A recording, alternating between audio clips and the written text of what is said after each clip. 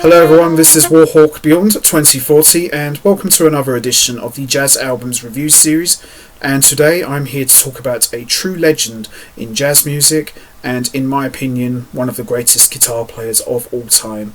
And since bursting onto the scene in the late 60s, this gentleman has played with just about everybody in every form of genre of music there is, from Peggy Lee to Brass Fever to Aretha Franklin to Carly Simon to Olivia Nelson to Art Garfunkel to Barbra Streisand, Frank Sinatra, Stephen Bishop, John Handy, Quincy Jones, Natalie Cole, Dave Don Grusin, Ernie Watts. He's also collaborated with the Bee Gees, Pink Floyd, the Mamas and the Papas, you name it. This man has done it all, and he was a founding member of the smooth jazz supergroup Fourplay with Bob James, Nathan East and Harvey Mason.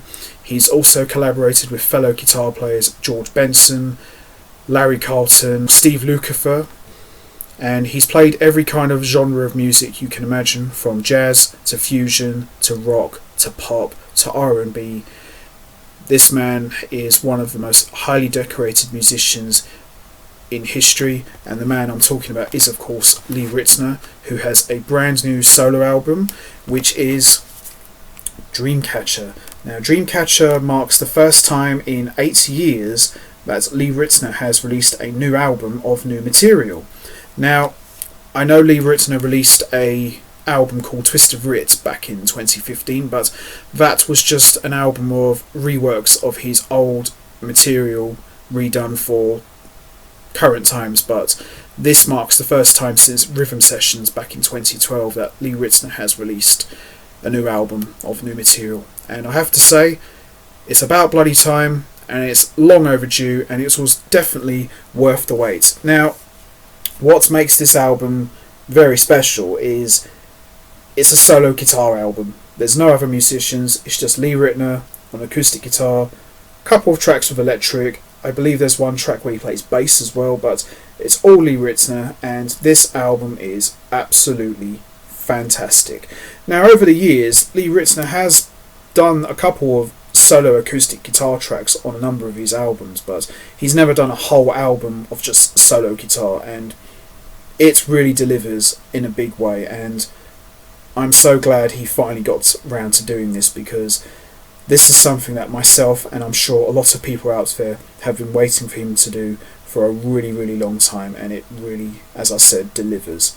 So we've got 12 tracks: Dreamcatcher, Charleston, The Lighthouse, Morning Glory Jam, Starlight, Abbott Kinney, Couldn't Help Myself, 4DG, which is dedicated to his partner in crime, Dave Grusin, Via Verde, Low and Slow, Storyteller, and 2020.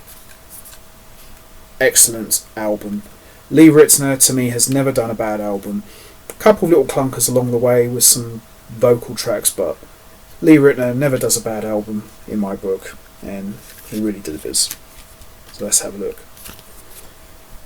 There he is, looking very well, I must say. So there's the sleeve notes, and there's the man.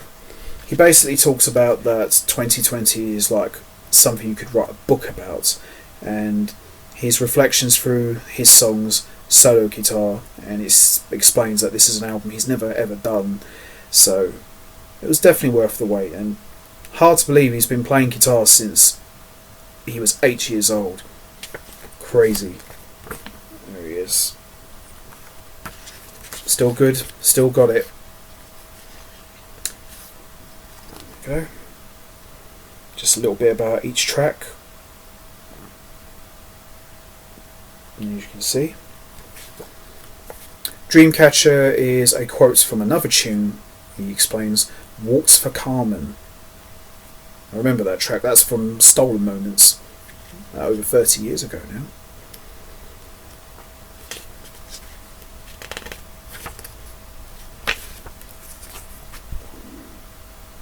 There is some more bits about each track. He breaks them down, talking about what each track is all about.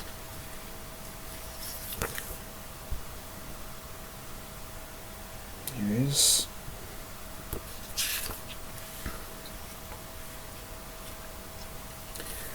This one track here, Couldn't Help Myself. It features Lee Ritenour playing some bass, which is programmed through the guitar synth. And yeah, as you can see, not actually like bass playing on it as such, but it's through the guitar synthesizer, so good stuff there. For DG, dedicated to Dave Grusin now. Him and Dave Grusin have just done everything together. They've recorded so much great music.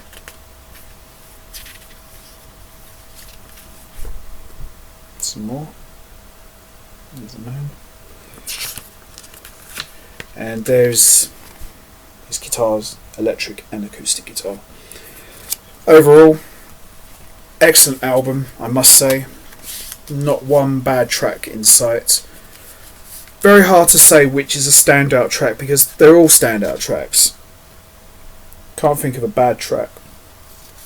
Excellent stuff. I would probably put this album as one of Ritenour's best to date. It's definitely his best work, and it really excels. He really excels himself here. And I'm hoping it's not the last time that we don't see Lee Ritenour not make another album. Hopefully he'll release some more because, you know, he's one of the best, you know, and it's long overdue. So there you have it. Lee Ritenour, Dreamcatcher, highly recommended. I would definitely put this album as one of the best of 2020. So if you haven't heard Lee Ritenour, and if you like solo acoustic guitar playing, solo guitar albums, highly recommend it. I would definitely put this up there with Pat Metheny's solo guitar work, Al Di Meolis, Cielo y Terra, Julian Lage, World's Fair. Brilliant, brilliant album. Highly recommended. So that's it from me. I'm going to wrap this up now. What's your thoughts on Lee Ritenour, Dreamcatcher? Where do you put this? Do you put this as the best album he's ever made? And where do you put it in 2020? Do you consider it your album of the year?